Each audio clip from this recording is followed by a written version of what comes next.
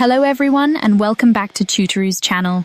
Today, we're going to explore a topic that many of our learners have asked about.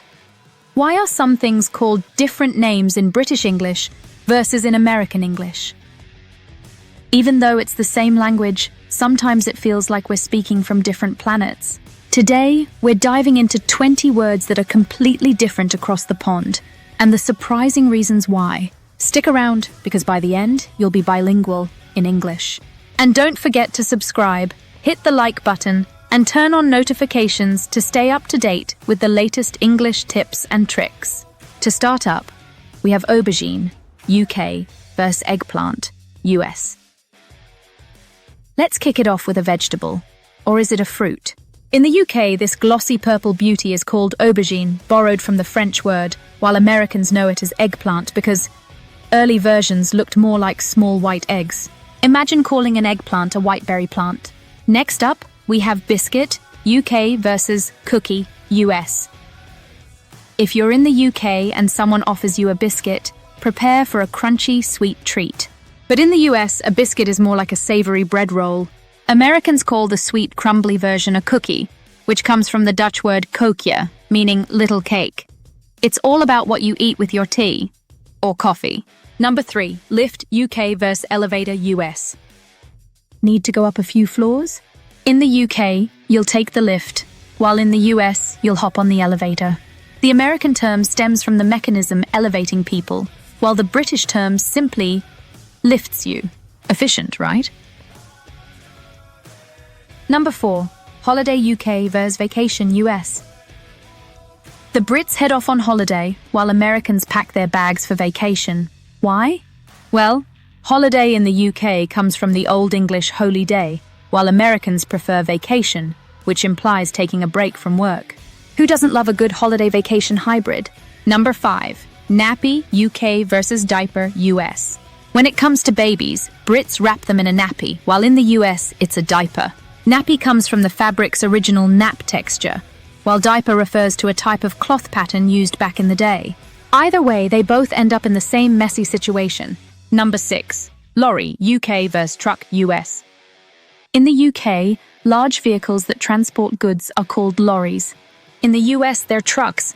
The British term possibly comes from the word lurry, meaning to pull, while truck comes from a more straightforward Latin root, trocus, meaning wheel. Number 7, petrol, UK versus gasoline, US. Pulling into the station. In the UK, you'll need petrol, while in the US, it's gasoline or just gas. Americans shortened it for convenience, while the British stuck to the French-derived term Petrol, meaning rock oil. Next up, we have trousers, UK versus pants, US. If you tell someone in the UK you're wearing pants, they might give you a strange look. In Britain, pants are underwear. The outerwear is called trousers. In the US, pants refers to what you wear on the outside. It's all about layers, folks. Number 9, garden, UK versus yard, US. Got outdoor space? In the UK, it's a garden, even if it's just grass.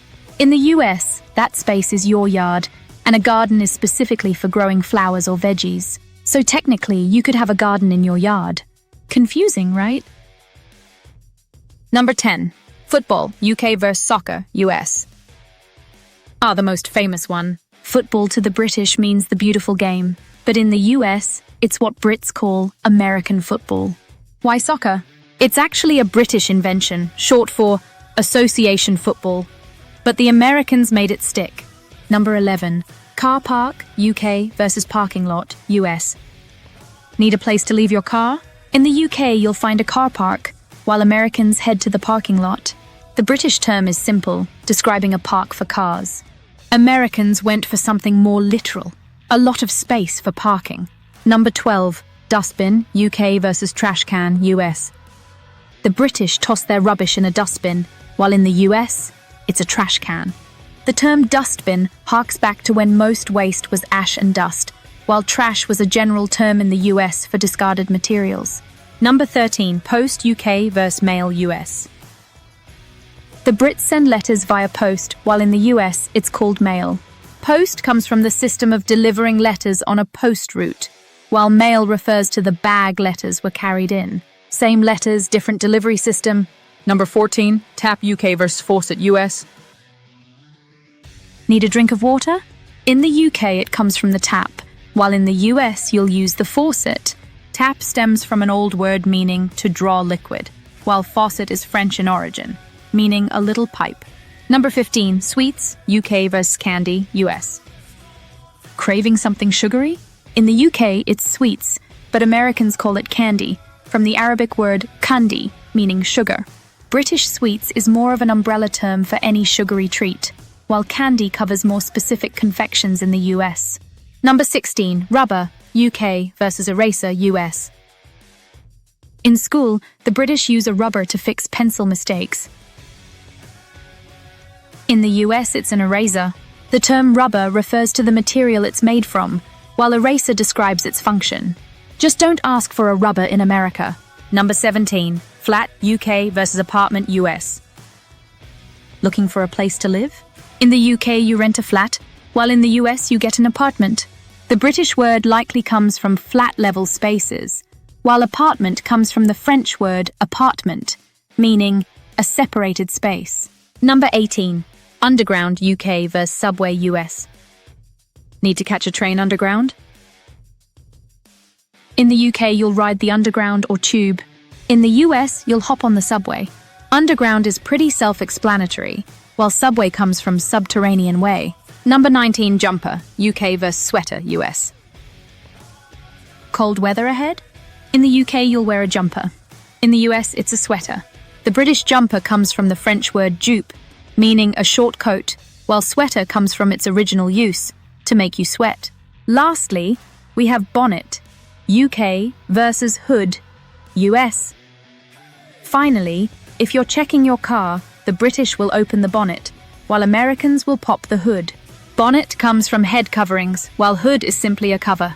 Both are doing their part to keep your engine safe. And there you have it.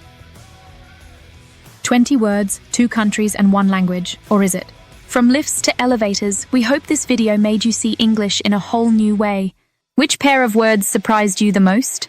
Let us know in the comments below, and don't forget to subscribe for more fascinating language content.